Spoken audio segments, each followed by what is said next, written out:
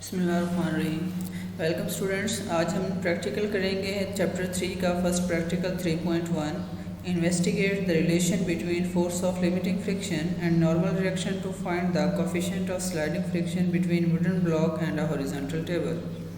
इसमें प्रैक्टिकल में हमने क्या करना है, ये हमारे पास एक ऑपरेटर्स जो रिक्वायर्ड है हमें wooden block, plane wooden surface with pulley, weight box, spring balance and a pen is required to do this practical।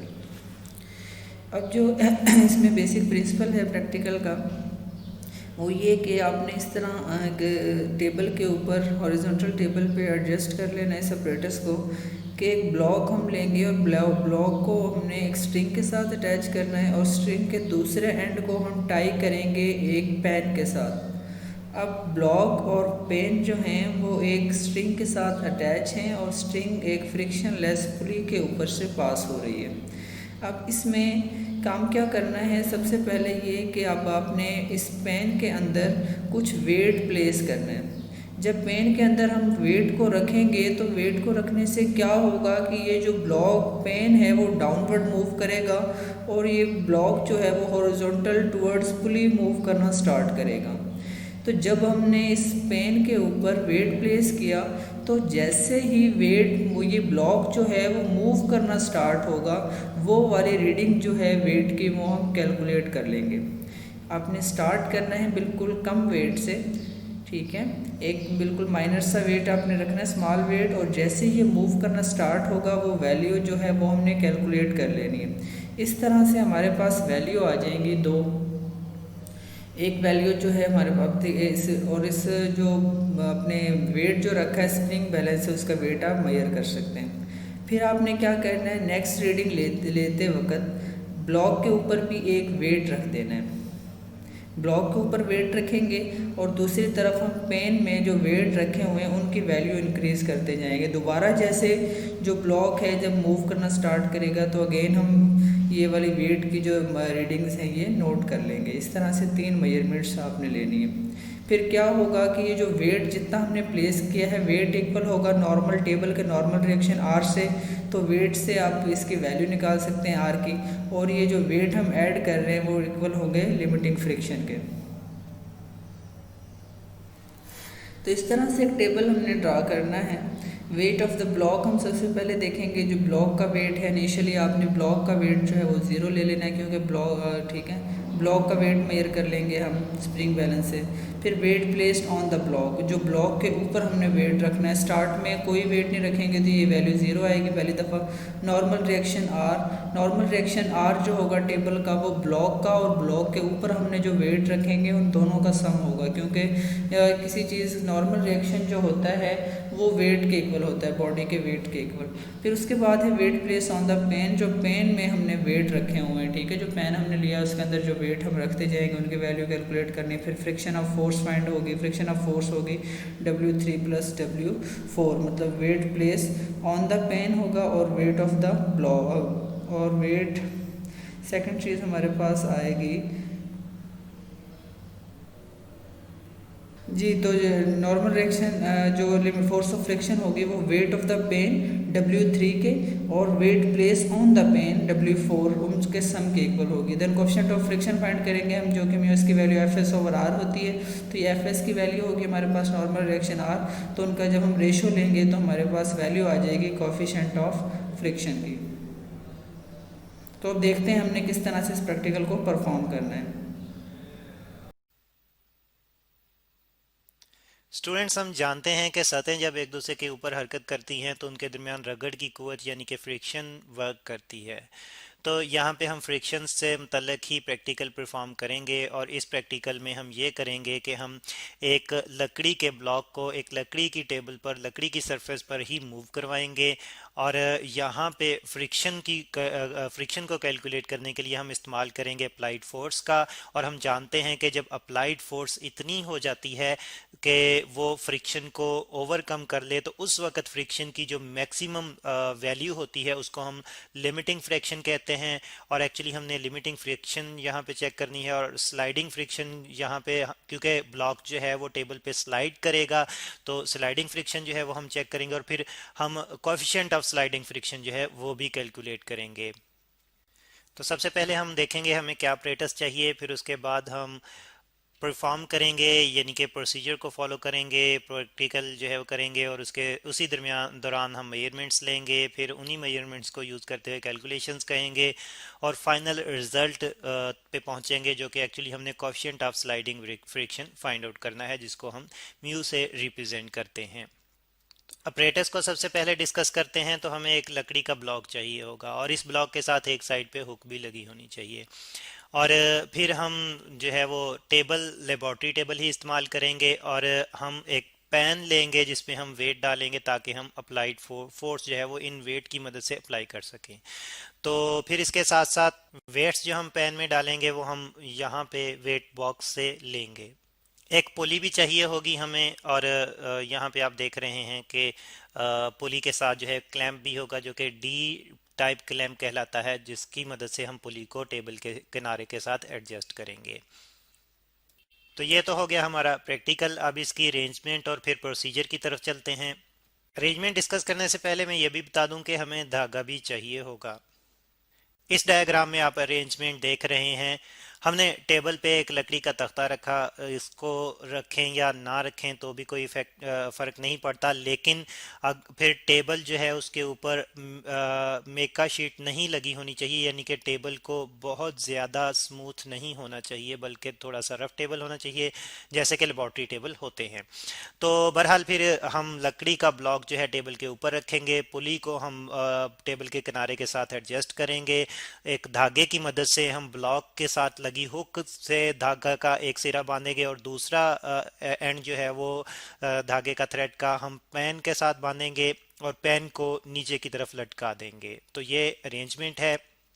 लेकिन स्टूडेंट्स इस अरेंजमेंट से पहले पहले हमने इस लकड़ी के ब्लॉक का वेट जो है वो मेजर कर लेना है और एक्चुअली हम इसका मैस जो है वो वेइंग बैलेंस की मदद से इसका मैस चेक करेंगे, फिर उसको वेट में कन्वर्ट करेंगे। और स्टूडेंट्स इसके साथ साथ इस पेन का वेट भी विदाउट वेट्स यानी कि वेट रखे बगैर इस पेन का वेट भी चेक करेंगे उसी तरह से, यानी कि इसका मैस हम वेइंग बैलेंस की मदद से मैस चेक करेंगे इसका और मैस को फिर वेट में कन्वर्ट करेंगे और पहले से ये इन दोनों के वेट्स नोट डाउन कर लेंगे। जैसे कि यहाँ पे आप देख रहे हैं कि मैंने ब्लॉक का वेट जो है वो यहाँ पे नोट डाउन कर लिया है। M1 इसका मैस आया था मेरे पास बैलेंस की मदद से जो मैंने चेक किया था 80 ग्राम 980 सेंटीमीटर पर सेकंड स्क्वायर, यानी कि ग्रेविटेशनल एक्सलेशन की वैल्यू से मल्टीप्लाई करते हुए मैंने वेट में कन्वर्ट कर लिया। इसी तरह से मैंने पेन का मैस भी जो है वो लिया था बैलेंस की मदद से और M3 से मैंने रिप्रेजेंट किया है 20 ग्राम मेरे पास आया था, G से मल्टीप्लाई किया 980 सेंटीमीटर पर सेकंड स्क्वायर से, तो ये वेट में मैंने इसको कन्वर्ट कर लिया है। तो ये वेट्स मैंने इन दोनों के फाइंड आउट कर लिए हैं अरेंजमेंट से पहले पहले। अब बाकी जो है वो प्रैक्टिकल परफॉर्म करेंगे और बाकी रीडिंग्स जो है इस टेबल में नोट डाउन करेंगे।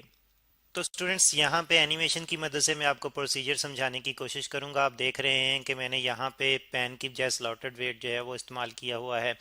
तो इस एनिमेशन में हमें स्लॉटेड वेट मिला है, लेकिन आप पेन इस्तेमाल करें ज़्यादा बेहतर रहेगा, लेकिन आप स्लॉटेड वेट ही भी इस्तेमाल कर सकते हैं, तब आपको ज़्यादा एहतियात से काम करना पड़ेगा। स्लॉटेड वेट जो है वो बहुत एहतियात से सिलेक्टिवली डालने पड़ेंगे ताकि आपके हाथ की मोशन की वजह से ये ब्लॉक जो है पहले से डिस्टर्ब ना हो जाए। अब स्टूडेंट्स मैं आस्ता आस्ता इस स्लॉटेड वेट में जो है वो वेट बढ़ाता जाऊंगा और देखूंगा कि कब ब्लॉक जो है वो मूव करना स्टार्ट करता है। तो यहाँ पे अब मैंने वेट बढ़ा दिए हैं स्लॉटेड वेट्स और होल्डर में और फिर मज़ीद बढ़ा दिए, तो अब मैंने देखा कि ब्लॉक जो है वो मूव कर गया है। तो जो वेट मैंने अप्लाई किए उस वक्त तक जब के ब्लॉक मूव करना स्टार्ट हो गया तो वो वैल्यू मैं नोट डाउन करूँगा टेबल में। तो स्टूडेंट्स मैं लिखूंगा ये उस कॉलम में जहाँ पे मैंने वेट प्लेस्ड इन पेन लिखा हुआ है, तो वो 25 ग्राम सपोज कि मैंने मज़ीद पेन में वेट डाला है, सॉरी मैस डाला है और स्लॉटेड मैस डाले हैं और अब मैं इसको मल्टीप्लाई करूंगा जी से ताकि वेट में कन्वर्ट कर सकूं। तो जी से मल्टीप्लाई करते हुए मैंने इसको वेट में कन्वर्ट कर दिया। और स्टूडेंट्स यहाँ पे हम वेट के यूनिट जो है वो डाइन्स में लेंगे। जब हमारे पास मैस के यूनिट जो हैं वो ग्राम में हों और ग्रेविटेशनल एक्सलेशन के यूनिट सेंटीमीटर पर सेकंड स्क्वायर में हों, तो वेट यानी कि फोर्स के यूनिट जो है वो हम डाइन्स में लेते हैं बजाय न्यूटन के। यानी कि ग्राम सेंटीमीटर पर सेकंड स्क्वायर जो है वो डाइन्स के बराबर है और किलोग्राम मीटर पर सेकंड स्क्वायर जो है वो न्यूटन के बराबर है। अब स्टूडेंट्स मैं अपने प्रैक्टिकल को दोहराऊंगा मजीद कैलकुलेशन करने से पहले। अब इसके लिए मैं ये करूंगा कि पेन में से पहले सारे वेट जो है वो हटा दूंगा, फिर ब्लॉक को उसकी पोजीशन पे, ओरिजिनल पोजीशन पे पीछे हटा के एडजस्ट कर दूंगा और फिर उसके बाद ब्लॉक पे एक वेट रखूंगा मजीद। पहले तो मैंने सिर्फ ब्लॉक का अकेले का वेट लिया था, अब मैं ब्लॉक पे मजीद वेट जो है वो रख दूंगा। ठीक है, और ये जो मजीद वेट रखा है इसको मैं नोट डाउन करूंगा टेबल में। तो स्टूडेंट्स जैसे कि आपने देखा था कि पहली रीडिंग में मैंने ब्लॉक पे कोई वेट नहीं रखा था, तो weight placed on the block जो है M2G। फर्स्ट रीडिंग के लिए मेरे पास 0 था। अब मैंने 20 ग्राम का वेट मैस का रखा वेट और उसको मल्टीप्लाई किया 980 से ताकि वो वेट में कन्वर्ट हो जाए। तो ये मेरे पास M2G आ गया है सेकेंड रीडिंग के लिए जो मैंने वेट ब्लॉक पे रखा है। अब स्टूडेंट्स मैं वेट डालता जाऊंगा, पेन में वेट डालता जाऊंगा तब तक जब तक के ब्लॉक जो है वो मूव करना स्टार्ट ना कर दे। जैसे ही ब्लॉक मूव करना स्टार्ट करेगा मैं मजीद वेट जो है पेन में नहीं डालूंगा। तो जितने वेट मैंने पेन में डाले हैं उनका मैस में नोट डाउन करूंगा और उसको फिर वेट में कन्वर्ट करूंगा। और अब students weight placed in pan, और मैंने 35 ग्राम तक जो था वो डाले थे और इसको 980 से मल्टीप्लाई किया तो ये वेट प्लेस्ड इन पेन आ गया, जिसके लिए ब्लॉक ने मूव करना शुरू कर दिया था तब जब उस पे मैंने वेट भी रखा हुआ था। अब मैं प्रैक्टिकल को फिर दोहराऊंगा और इस दफ़ा फिर मैं जो है वो मजीद वेट ब्लॉक पे रखूंगा। यानी कि अब ब्लॉक पे जो वेट रखूंगा उसका मैस थोड़ा बढ़ा दूंगा और फिर उसी तरह से ब्लॉक को पहले से पीछे एडजस्ट कर लूंगा और पेन में से पहले सारे वेट निकाल लूंगा, ब्लॉक को पीछे एडजस्ट करके उस पे अब मैं ज़्यादा वैल्यू का वेट रखूंगा और फिर उसी तरह से मैं पेन में वेट डालता जाऊंगा यहाँ तक कि ब्लॉक मूव करना शुरू कर दे। तो जो वेट मैंने ब्लॉक पे रखा था वो भी नोट डाउन करूंगा और पेन में मैंने जितने वेट डाला है वो भी नोट डाउन करूंगा। अब ब्लॉक पे मैंने 50 ग्राम रखा था और 980 से मल्टीप्लाई किया, वेट में कन्वर्ट किया और इसके साथ साथ मैंने जो इस दौरान में मैंने पेन में वेट डाला ब्लॉक को मूव करवाने के लिए वो भी मुझे 50 ग्राम डालना पड़ा और मल्टीप्लाई किया मैंने उसको 980 से वेट में कन्वर्ट करने के लिए। अब स्टूडेंट्स मजीद कैलकुलेशन करेंगे और नॉर्मल रिएक्शन कैलकुलेट करेंगे और फिर स्लाइडिंग फ्रिक्शन जो है वो कैलकुलेट करेंगे। सॉरी, स्लाइडिंग कंडीशन में जो limit force of limiting friction है वो कैलकुलेट करेंगे। आर कैलकुलेट करने के लिए जैसे कि आप देख रहे हैं M1G को जो कि ब्लॉक का वेट है और M2G को जो कि ब्लॉक पे रखा गया वेट है ऐड अप करेंगे। तो ब्लॉक का वेट जो है वो 80 ग्राम मल्टीप्लाई बाय 980 है, प्लस पहली दफ़ा मैंने ब्लॉक पे कोई वेट नहीं रखा था इसलिए 0 से एडअप किया तो 80 मल्टीप्लाई बाय 980 ही मेरे पास आ गया। टेबल में मैं ये रीडिंग नोट डाउन कर लूँगा और ये मेरे पास नॉर्मल रिएक्शन आया है जिसको मैंने 8 से रिप्रेजेंट किया हुआ है। अब स्टूडेंट्स पहली रीडिंग्स के लिए ही मैं limiting force of limiting friction भी कैलकुलेट करूंगा और इसके लिए मुझे ये करना होगा कि पेन का वेट जो कि M3G है और इसके साथ में ऐड करूंगा पेन में रखा गया वेट जो कि M4G है। तो पेन का वेट जो है वो हमने देखा कि 20 मल्टीप्लाई बाय 980 है और जो पेन में वेट रखा फर्स्ट टाइम वो 25 मल्टीप्लाई बाय 980 है। 980 कॉमन है तो इसलिए कॉमन ले लिया, 25 को एडअप किया तो 45 आ गया। 45 मल्टीप्लाई बाय 980 जो कि फोर्स ऑफ लिमिटिंग फ्रिक्शन हमें देगी वो यहाँ पे मैंने नोट डाउन कर लिया है। अब अगली जो वैल्यूज हैं उनके लिए भी मैं कैलकुलेशन करूंगा और इसी तरह से यहाँ पे रीडिंग्स नोट डाउन करूंगा। तो फिर स्टूडेंट्स हमने कैलकुलेशन कर ली हैं बाकी, लेकिन अब हम जो है कोएफिशिएंट ऑफ फ्रिक्शन कैलकुलेट करेंगे। तो कोएफिशिएंट ऑफ फ्रिक्शन कैलकुलेट करने के लिए जैसे कि आप देख रहे हैं फोर्स ऑफ लिमिटिंग फ्रिक्शन को नॉर्मल रिएक्शन पे डिवाइड करेंगे। तो पहली रीडिंग के लिए आप देख रहे हैं कि फोर्स ऑफ लिमिटिंग फ्रिक्शन हमारे पास 45 मल्टीप्लाई बाय 980 आया था और जो रिएक्शन नॉर्मल रिएक्शन है वो 80 मल्टीप्लाई बाय 980 है। तो दो इनको फिर सॉल्व किया, यानी कि 45 मल्टीप्लाई बाय 980 को 80 मल्टीप्लाई बाय 980 पे डिवाइड किया। तो आप देख रहे हैं कि 980 से कैंसिल आउट हो रहा है, इसीलिए मैंने पहले जो है इनको आपस में मल्टीप्लाई करके सॉल्व नहीं किया था, क्योंकि ये एंड पे कैंसिल आउट हो जाता है। और आंसर हमारे पास 45 डिवाइड बाय 980 जो है वो आ जाता है 0.56। तो यहाँ पे मैं नोट डाउन कर लूंगा।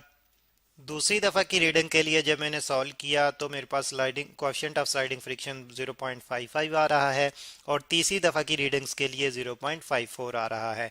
अब मैं average coefficient of sliding friction जो है वो फाइंड आउट करूंगा।